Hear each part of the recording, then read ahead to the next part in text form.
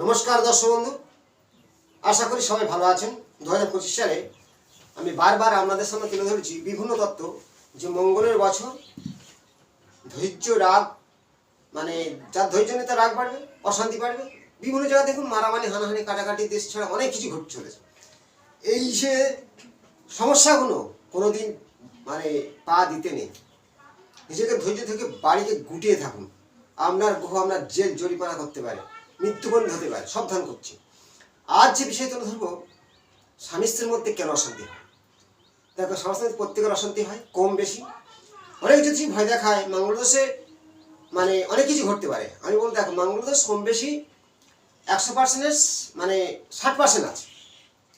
এবার সেই ক্ষেত্র অনুযায়ী মানুষের বিবেকটাই বড়, মন মানসিকতা সবথেকে। মানুষের মন কেন বলছে না, একজন একজনের সঙ্গে কিছুটা মানে প্রেম করে বিয়ে করেও তাদের অশান্তিকর ডিভোর্স হচ্ছে। এই কারণগুলো আমি অনেক ভিডিওতে বলেছি। হাতের করতলে নিজের বিবাহ এখানে বুঝেছি, সেই হাতের বিভিন্ন ছক তুলেছি, বিভিন্ন জাতক পালিয়েছে আমার ক্লায়েন্ট, তাদের ডেট অফ বার্থ নিয়ে ভিডিও করেছি। তাই জ্যোতিষশাস্ত্র সমুদ্রের মতো শেষ নেই। আজ একটি বিষয়, কিছুটা তত্ত্ব দেখুন। আমাদের প্রত্যেকের ক্ষেত্রে সপ্তম ঘর থেকে আমরা কি বিবাহ জীবন এবং পার্টনারশিপ, বিজনেস, ব্যবসা কতটা ভালো হবে, বিবাহ জীবন কেমন কাটবে, বা তার দাম্পত্য জীবন কেমন যাবে, জীবন সঙ্গী কেমন হবে। তাহলে আমাদের প্রত্যেকের জীবন সঙ্গী সপ্তম ঘর থেকে বিচার করি। আমার লগ্ন, আপনার লগ্ন যেখানে আছে সেখান থেকে 7 নম্বর ঘুরে গুনে আসে সপ্তম ঘর বলা হয়। সপ্তম ঘরের অধিপত্য করে যে গ্রহ, আপনি দেখুন তো প্রত্যেকটা লগ্নের ক্ষেত্রে তার শত্রু মিলান, তার শত্রু কেমন ধরেন। আপনার মেষ লগ্ন, তাহলে আমার এখান থেকে লগ্ন বিচারে গেলে আমরা 1 ধরবো, এই 1। তাহলে এখান থেকে সপ্তম ঘরেই, সপ্তম ঘর বিবাহ ঘর, বিজনেসের ঘর। তাহলে সপ্তমের স্বামী এখানটা কি হয়, মেষ লগ্নের ক্ষেত্রে মঙ্গল আধিপত্য করে। তার বিপরীত শুক্র মঙ্গলের কিন্তু একটা শত্রুতা ভাব। কারণ এটিম বেটিমের যে মানে জ্যোতিষের যে একটা তত্ত্ব, একটা কোনা, যে টিমের একজন টিম, বেটিমের একজন টিম। তাহলে এ টিমের হচ্ছে মঙ্গল, বি টিমের হলো শুক্র। তাহলে বিবাহ স্বামীকে শুক্র, তাহলে শত্রু। এখানে দেখুন চন্দ্র, তাহলে কর্কট রাশির ক্ষেত্রে ধরা যাক, কর্কট লগ্নের ক্ষেত্রে ধরা যাক। এখানে যদি আমি লগ্ন দিই, লগ্নর ক্ষেত্রে 1, তাহলে এখানে 1 কাউন্ট করে এখানে দেখবে 7 চলে আসতেছে, এই 7। আর এখান থেকে ধরলে সপ্তম মানে 7। তাহলে কর্কট লগ্নের ক্ষেত্রে সপ্তম ঘরকে মকর রাশির ঘর, তার অধিপত্য করে কে শনি। তাহলে তার বিবাহ স্বামী শনি, মানে শত্রু, চন্দ্রের শত্রু শনি। যদিও চন্দ্র কারোর শত্রু নয়, পজিশন অনুযায়ী চন্দ্র শত্রুর খাতায় চলে যায়। কারণ চন্দ্র ছাড়া রাশি হয় না, চন্দ্র ছাড়া মানুষের জীবন কাটে। কারণ চন্দ্র হলো জল, জীবন একরকম, সৃষ্টির মূল হলো জল। তার মানে চন্দ্র কর্কট লগ্নের ক্ষেত্রে শনি হলো শত্রু। বরং 12টা লগ্ন আমাদের আছে, এই 12টা লগ্নের সপ্তম ঘরের যে স্বামী হবে সে তার শত্রু। তাই এবার সপ্তমের স্বামী শত্রু আমাদের। তাই প্রত্যেকের ক্ষেত্রে যতই প্রেম করে বিয়ে করুক, যত জটুক বিচার করে বিয়ে করুক, আমাদের হাঁড়ি কলসির মতো ঠোকাঠুকি স্বামী স্ত্রী হতেই থাকে। তাহলে বাড়াবাড়ি কেন হয়, তার সঙ্গে আমাদের ওই সপ্তম ঘরের যে স্বামী সে কোন স্থানে বসে আছে, বা সপ্তম ঘরে কোন গ্রহ বসে আছে। একটা প্রমাণ, কিছুটা তত্ত্ব দেখো। ধরা যাক এই লগ্ন, মেষ লগ্নের ক্ষেত্রে শুক্র সপ্তমের স্বামী। আপনার যদি সপ্তমের স্বামী শুক্র হয়, তাহলে অষ্টম ঘর পড়বে পাশে, আর ষষ্ঠ ঘর পড়বে এই পাশে। তাহলে এই সপ্তমের স্বামী যদি অষ্টমে চলে আসে, এই সপ্তমের স্বামী যদি অষ্টম ঘরে চলে আসে, বা অষ্টমের স্বামী যে আছে সেই জাতক, সেই ব্যক্তি, সেই গ্রহ সপ্তম ঘরে এলো, অষ্টমের স্বামী সপ্তমে, সপ্তমের স্বামী অষ্টমে, আপনার বিবাহ জীবনে সমস্যা আসতে বাধ্য হবে। অষ্টম ঘরটা কি বিচার করা হয় কেমন, সেই ব্যক্তি কেমন। লগ্ন হলো ব্যক্তি, তার মস্তক, আর অষ্টম ঘরটা সেই জাতকের পুরো বডি এবং শরীর। এবং অষ্টম ঘর প্রত্যেকের মারক ঘর বলা হয়। আবার অষ্টম ঘর থেকে গোপনেও কিছু বিচার করা হয়। সম্পত্তিরও বিচার করা হয়। তাহলে ওখানে অষ্টমের সঙ্গে সপ্তমের, সপ্তমের সঙ্গে অষ্টমে গিয়েছে, তাহলে আপনার জীবনে সমস্যা আসবেই। কারণ হলো এটাই। আবার সপ্তম ঘরে দেখো যদি শুভ গ্রহ থাকে, শুভ গ্রহকে শুক্র, বৃহস্পতি, চন্দ্র এদেরকে বলা হয় শুভ গ্রহ। অশুভ গ্রহ আর রাহু, কেতু, শনি। মঙ্গল সব ক্ষেত্রে নয়, সব ক্ষেত্রে নয়, এবং শনিও সময় ক্ষেত্রে। বিশেষ করে দেখা যাচ্ছে একজনের শনি হলো সপ্তমের স্বামী, এখানে লগ্ন চন্দ্র থেকে এখানে শনি, তাহলে তার সপ্তমের স্বামী, সে তো তার শুভ অবশ্যই, কিন্তু শনি হওয়ার জন্য পাপগ্রহ অবশ্যই সমস্যা দেবে। যদি সে সপ্তম ঘরে বসে থাকে তবু আমার জীবনে সমস্যা আসবে। কারণ লগ্নের সপ্তম দৃষ্টি সেই ব্যক্তির মস্তকে পড়বে।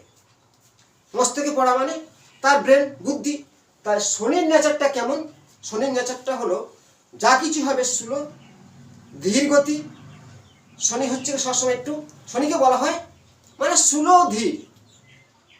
আর এই জাতকে ধরো চন্দ্র, তাহলে চন্দ্র কি? চন্দ্রের গতিশীল কি? তার কারো কথা অনুযায়ী চন্দ্র হলো দ্রুত গতি, যে একটা 2.5 দিনের মধ্যে একটা রাশি, একটা ঘর পাস করে 30 ডিগ্রি, আর শনি পাস করে 2.5 বছর। তার মানে আপনার জীবনে ওই যে ধীর গতি আর দ্রুত গতি, এই কারণে আপনার অশান্তি আসার কারণ। এবার মঙ্গলের সঙ্গে কানেকশন দেখুন। এই মেষ লগ্নের ক্ষেত্রে সপ্তমপতি শুক্র, তাহলে শুক্রের নেচারটা কি? ভোগ বিলাসী, সৌন্দর্যের বাহার। আর মঙ্গলের নেচারটা কি? মঙ্গল আছে হলো যুদ্ধ, সম্রাট, তেজ, রাগ। এই যে দুটো নেচার দুজনার, তার কারণে আমাদের স্বামী স্ত্রীর মধ্যে দাম্পত্য জীবনে কিছু কিছু ক্ষেত্রে অশান্তি দাঁড়িয়ে যায়। এইবার এই ক্ষেত্রে দেখুন এই সপ্তম ঘরে, তাহলে যদি এখানে দেখা যাচ্ছে যে কর্কট লগ্ন, তার সপ্তম ঘরে শনি, এই শনি যদি দেখা যাক যে অষ্টম ঘরে চলে গেছে, তাহলে অষ্টমের স্বামী সেই কিন্তু শনি আসবে। এটা দেখতে হবে ভালো করে। সব ক্ষেত্রে নয় যে লগ্ন যেখান থেকে গুনে গিয়ে আপনার সপ্তম ঘরের স্বামী অষ্টমী যাচ্ছে, অষ্টমী সপ্তমী আসছে, সেটা দেখতে হবে কোন লগ্ন। এখানে কর্কটের ক্ষেত্রে শনি দুটো ঘর, কুম্ভ, মকর, তাহলে সপ্তমী শনি যদি অষ্টমে যায় এখানে সমস্যা দেবে না, এটা বুঝতে হবে। কারণ সবার ক্ষেত্রে নয়, সব লগ্নের ক্ষেত্রে, সব রাশির ক্ষেত্রে নয়, সেই শনি দুটো ঘর অধিপত্য করে, তাহলে এখানে সমস্যা আসবে না। আমি বলে দিলাম যে সপ্তমের স্থানে অষ্টমে, অষ্টম সপ্তমে আমার সমস্যা হবে, কিন্তু তা নয়। প্রত্যেকটা লগ্নের বিচারটা আলাদা। ভাব বিচার মানে ভালো করে চোখটা দেখতে হবে। এই ক্ষেত্রে হবে, মেষ লগ্নের ক্ষেত্রে হবে, কারণ এর অধিপত্য করে মঙ্গল। মঙ্গল যখন সপ্তমে আসবে, সপ্তম ঘরে মঙ্গলের তেজ, রাগ, তেমনই আপনার জীবনে প্রতিফলনটা হবে। এবার কোন ক্ষেত্রে বেশি সমস্যা হয়? মঙ্গলকে কেন বলা হয় মাঙ্গলিক করে? মঙ্গল হলো ভূমিপুত্র, যেমন তেজ, রাগ, এই কারণে মঙ্গলকে বলা হয়। এবং মঙ্গল 1, 4, 7, 8, 12 যদি শনির নক্ষত্রে থাকে, মঙ্গল ভালো করে বুঝতে হবে, মঙ্গল শুক্র নক্ষত্রে আছে বা শুক্র মঙ্গল নক্ষত্রে আছে, চন্দ্র শনি নক্ষত্রে আছে বা শনি চন্দ্র নক্ষত্রে আছে, মঙ্গল কেতু নক্ষত্রে আছে বা কেতু মঙ্গলের নক্ষত্রে বসে আছে, ঠিক আপনার সপ্তম ঘরে, পঞ্চম ঘরে কানেকশনটা নিতে হবে। আর শনি মঙ্গলের নক্ষত্রে আছে, মঙ্গল শনি নক্ষত্রে আছে। এবার পঞ্চম ঘরে কানেকশন নিতে হবে। পঞ্চম ঘর থেকে প্রেম। যদি আপনার লগ্ন থেকে এই লগ্ন 1, 2, 3, 4, 5 এই পঞ্চম ঘরের অধিপত্য যে গ্রহ থাকবে আপনার, সে যদি সপ্তম ঘরে বসে আপনার ক্ষেত্রে সমস্যাটা আসবে না।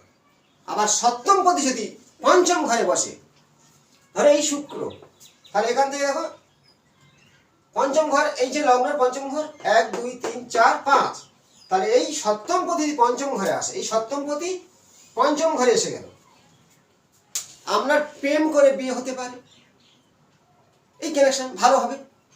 বা পঞ্চম পতি যে গ্রহ সপ্তমে গেল, আপনার প্রেম করে বিয়ে হতে পারে, যোগাযোগ হঠাৎ করে বিয়ে হতে পারে, এই কানেকশন আসবে। কিন্তু দেখতে হবে আপনার ক্ষেত্রে এখানে এই পঞ্চম পতি কে হয়? রবি। এই রবি তুলা রাশিতে নিচস্থ হয়, তাহলে সেখানে রবি বসে আছে, আমার লগ্ন মেষ। তাহলে আপনার ক্ষেত্রে ওই সপ্তম ঘরে রবি থাকলে আপনার বিবাহ ভঙ্গ হতে পারে বা অমিল একটা যোগ সৃষ্টি হবে, মিলছে না মানসিকতা। কেন? রবির একটা ব্যাপার আছে, রবি হলো রাজা, যার কথা সবার শুনতে হবে। তা সেই যে বাড়ির যে স্ত্রী, সে চায় আমার কথা শুনুক, সবাই শুনছে না, সেই কারণে আমরা অশান্তিগুলো সৃষ্টি হয়। কারণটা মানুষ ভয় দেখায়, অনেক জ্যোতিষী নানান কিছু ব্যাপার। ভয় পাওয়ার কোনো কারণে নিজেকে কন্ট্রোল করার ক্ষমতা রাখতে হবে, ফার্স্ট মূল কথা, কারণগুলো বুঝতে হবে।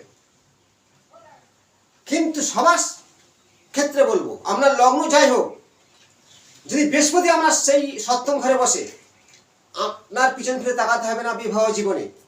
কারণ বৃহস্পতির সবসময়ের জন্য সুচিন্তা ভাবনা, শিক্ষা, দৃঢ়তা থাকে। এই লগ্নর ক্ষেত্রে সপ্তম ঘরে যদি বৃহস্পতি বসে, বৃহস্পতির দৃষ্টি সপ্তমে পড়লে তাহলে সেই জাতকের বিবাহ জীবন সমস্যা আসে না। কারণটা হলো বৃহস্পতি দেবতাদের গুরুদেব, দৃঢ়তা, স্থিরতা, জ্ঞান। এই কারণে আবার বৃহস্পতি বিপদ থেকে রক্ষা করে থাকে। সেই কারণগুলো বৃহস্পতি সপ্তমে থাকা সবচেয়ে শুভ, পরবর্তী শুক্র থাকা শুভ, পরবর্তী চন্দ্র থাকা শুভ। আপনার লগ্ন যেখানে হোক, চন্দ্র শুক্র বৃহস্পতি থাকলে আপনার জীবনে যথেষ্ট ভালো ফলদান করবে। বা চন্দ্র শুক্র থাকলে সৌন্দর্য স্ত্রীলাভ বা সৌন্দর্য স্বামীলাভ। সপ্তম ঘরে যদি চন্দ্র বা শুক্র থাকে, বৃহস্পতি থাকলে জীবনে আর কিছুই বলতে হয় না। লগ্নে যদি বৃহস্পতি থাকে, সপ্তমে চন্দ্র থাকে, বিবাহ জীবনে, বিবাহের পরে প্রচুর উন্নতি, দাম্পত্য জীবন সুখের। লগ্নে আমরা বসে আছি মঙ্গল, আর সপ্তমে আছে শনি, সপ্তম ঘরে শনি আছে, জীবনে ঘাত প্রতিঘাত আসবে। কারণ ওই বললাম, মঙ্গলের যে যুদ্ধের প্রভাব, ব্লাড, রাগ, তেজ। শনি হলো দৃঢ়তা, সুলভ। শনির রং নীল, মঙ্গল লাল, দুটো বিপরীত শক্তি। কারণগুলো অশান্তি হওয়ার কারণ, ডিভোর্স হওয়ার কারণ, এই তত্ত্ব আরো অনেক কিছু তত্ত্ব আছে। যদি আপনার লগ্নের সপ্তম ঘরের স্বামী একাদশ ঘরে বসে, এই সপ্তমের স্বামী ধরো শুক্র এখান থেকে একাদশ ঘরে বসে গেল, আর একাদশের স্বামী যে আছে সে লগ্নেই বসলো। একাদশ স্বামী যে লগ্নে বসলো, আর সপ্তমের স্বামী সে একাদশ ঘরে বসলো। বিয়ের পরে প্রচুর উন্নতি, নারী কি পুরুষ কি সবার ক্ষেত্রে। একসময় সে গরিব, পরবর্তী বিয়ের পর প্রচুর উন্নতি করলো। সেই লগ্নের স্বামী একাদশে চলে গেছে, বা একাদশ স্বামী লগ্নে বসে গেছে। ঠিক এই পজিশনগুলো দাঁড়ায়। দাম্পত্য জীবন আমরা কেমন কাটবে, কিছু তার তত্ত্ব দেখতে হবে। আবার নক্ষত্র দ্বারাই গ্রহদের পরিচালিত হয়। যদি আপনার যে লগ্নে বসে আছে সেই লগ্নপতি কে, সে যদি শনি, ধরো লগ্নপতি যেই হোক মঙ্গল শুক্র নক্ষত্রে বসে আছে, 6, 8, 12, বুঝবে কি করে 6? আপনার লগ্ন যেখানে হোক 1, 2, 3, 4, 5, 6, তাহলে এই ধরো 6 এসে গেল। আর এখান থেকে ধরলে এইটা 6 নম্বর ঘর, এই 6 নম্বর ঘর। তাহলে সেইভাবে আপনার লগ্ন যেখানে হোক 6, 8 ও 12 ভাবে যদি আপনার লগ্নের লগ্নপতি বসে যায়, আর সপ্তমপতি যে গ্রহ সে যদি মানে অষ্টমে বসে যায়, তাহলে আপনার জীবনে একটা ডিভোর্সের পজিশন আসতে পারে। কিন্তু সবার ক্ষেত্রে আমি বলেছি লগ্ন কি দেখতে হবে, আর লগ্নের স্বামীটাকে তার উপর নির্ভর করবে। আর নক্ষত্র দ্বারাই গ্রহ পরিচিত হয়। শনির নক্ষত্রে চন্দ্র, চন্দ্রের নক্ষত্রে শনি, মঙ্গল নক্ষত্রে শুক্র, শুক্র নক্ষত্রে মঙ্গল, বা কেতুর নক্ষত্রে মঙ্গল, সেটাও দেখতে হবে। পরবর্তী অংশে নতুন কোনো আলোচনায় আসবো। ভালো থাকবেন, নমস্কার।